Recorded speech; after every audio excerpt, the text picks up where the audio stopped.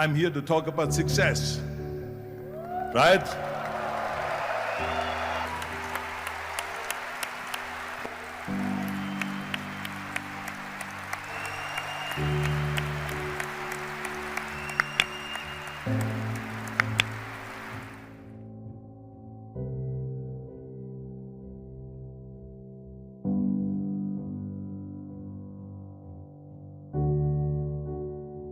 Now let me get right away to the first rule of success.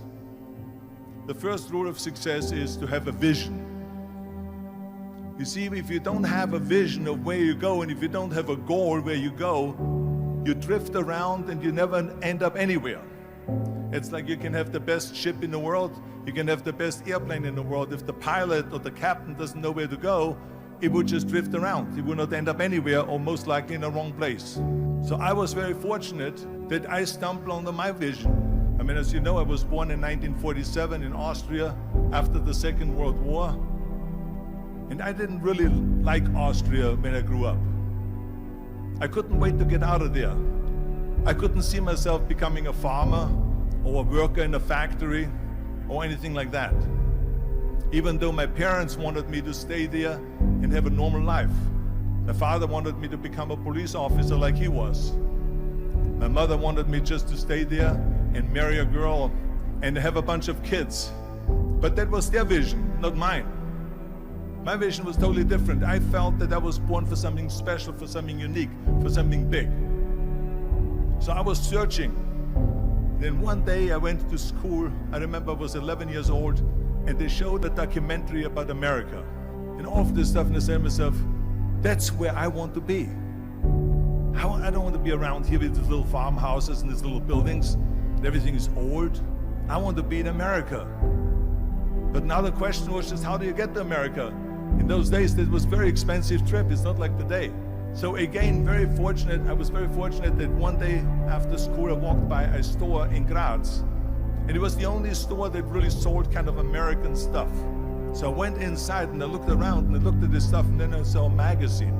I saw a bodybuilding magazine that had Reg Park on the cover.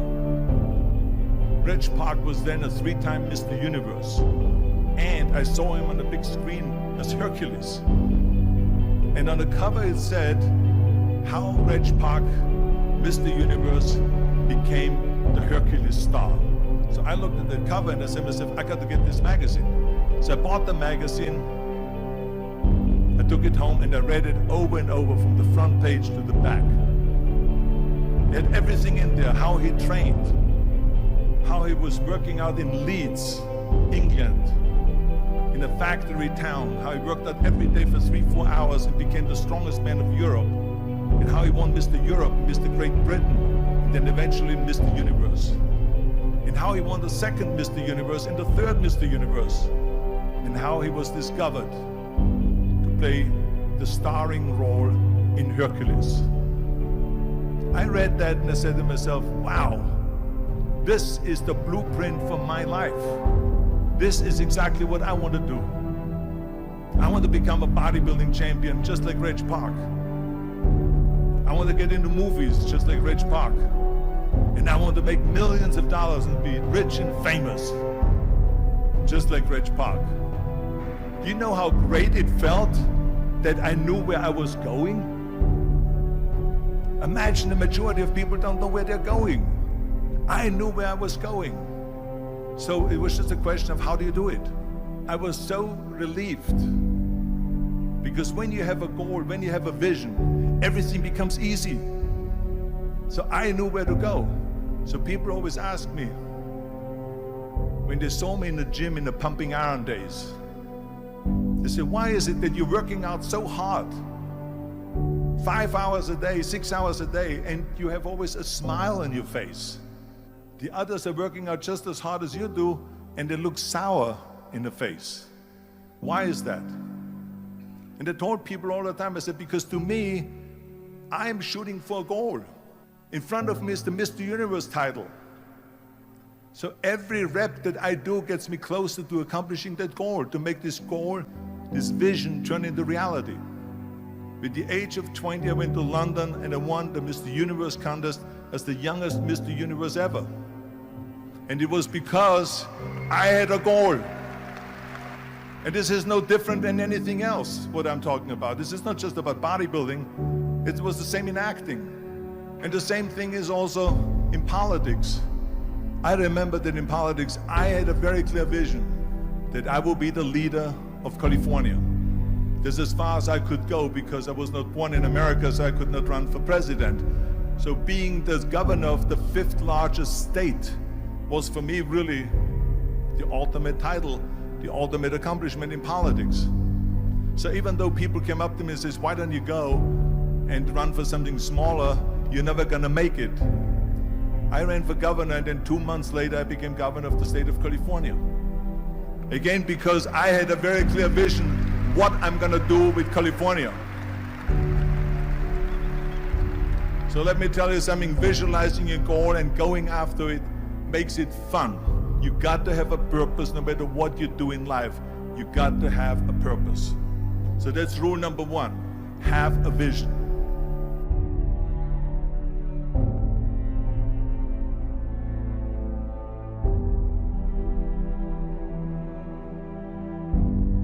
Rule number 2 is, don't listen to the naysayers. Everything I ever did, the thing that I heard out of people's mouth was, that's impossible. That can't be done. Or no. I remember when I wanted to be a bodybuilding champion, including my parents and everyone else around me, said this is impossible. That is exactly what I heard, and of course I proved to the people that it can be done. So whenever someone said to me, it can't be done, I heard it can be done. When they said no, I heard yes. And when they said it's impossible, I heard it is possible. Because I am a strong believer. I'm a strong believer of what Nelson Mandela said, that everything is always impossible until someone does it. Well, I'm gonna be the one that said to myself, I'm gonna do it and I'm gonna show it to them. Maybe it has never been done before. That's perfectly fine with me. But I'm gonna do it. And I did not listen to the naysayers. The same was also when I went into not just in bodybuilding, they said no. When I wanted to come to America, when I wanted to go to America, they said it's impossible. There's no money that you have to fly even over there. You have no money when you go over there to live with. And what do you think, they're gonna wait for you? They have plenty of big bodybuilders over there. It was all no, no, and it can't be done, it's impossible. And I remember then the same thing happened also when I went into the show business. I won 13 world bodybuilding championships altogether, and now I said to the agent, the Hollywood agent, I want to get into movies. He said, that's funny, Arnold. I asked a studio executive, I say, I want to get into movies. I want to be a leading man. He started laughing. So they all say it's impossible. I said, why is it impossible? He says, because look at how big you are. You weigh 250 pounds. Hercules bodies and muscular bodies weighing 20 years ago. And then they told me, it says, and your accent, even if you reduce all your body weight and everything and have a normal body, I said, your accent, I mean, it will go give people goosebumps. With the German accent, it will get people the creeps. They will get scared. He says, no one in Hollywood ever has become a leading man that had an accent. That's the kind of stuff that I heard. They said, no, you see, it's impossible. And plus your name who can pronounce Schwarzenegger or something like that. No one can pronounce that, so forget about it, Arnold. This is the kind of thing that I heard. Now that's very encouraging, isn't it? But you know something? I didn't give a shit. I said to myself, in bodybuilding, I worked out 5-6 hours a day. I'm gonna do the same thing now for acting. And of course I went to college to study English, accent removal, acting classes, and all of this stuff, all day long. I worked and I worked and I worked. And within a short period of time, I made one movie called Hercules in New York, which of course went right into the toilet. But it didn't discourage me. I still had the same vision. And then all of a sudden, I was asked to star in Conan the Barbarian. And after I did Conan the Barbarian, the director at the press conference said to the press, he said to the press, if we wouldn't have had Arnold, we would have had to build one. And the same thing was with Terminator. After we were finished filming Terminator, Jim Cameron said to the press, if Arnold wouldn't have had that accent and talked like a machine, I think the movie wouldn't have worked. So think about that. The body and the accent that they attacked was an asset.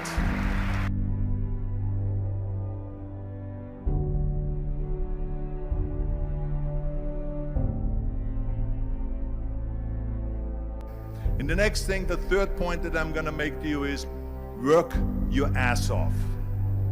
There is no magic pill. There is no magic out there. You cannot get around. You have to work and work and work.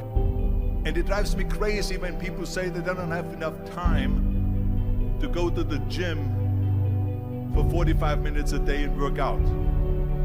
Or to do something for 45 minutes to an hour a day to improve.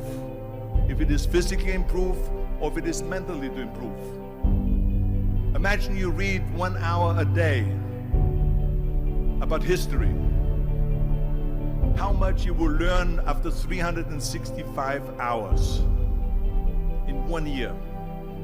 Imagine if you will work on the business, on some business that you want to develop every day for an hour.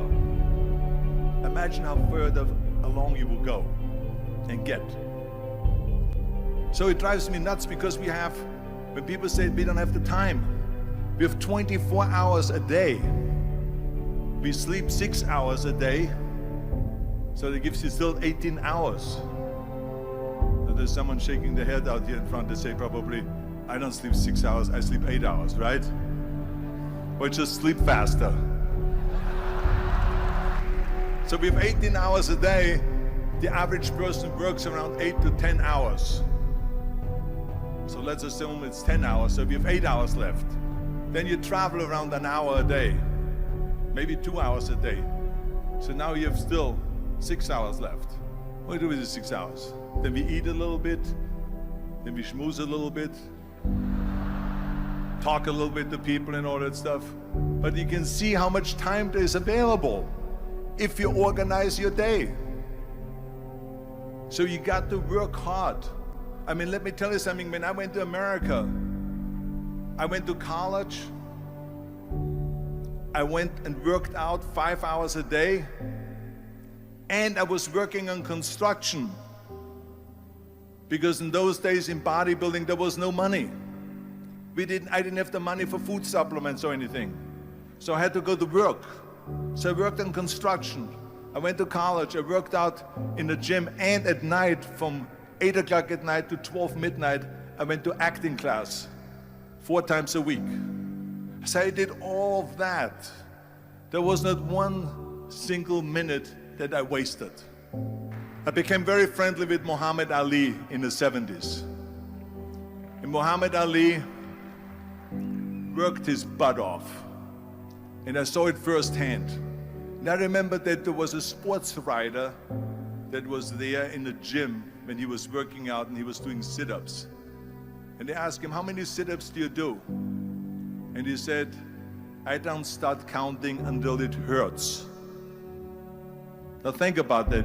He doesn't start counting his sit-ups until he feels pain. That's when he starts counting. That is working hard. And so you can't get around the hard work. It doesn't matter who it is.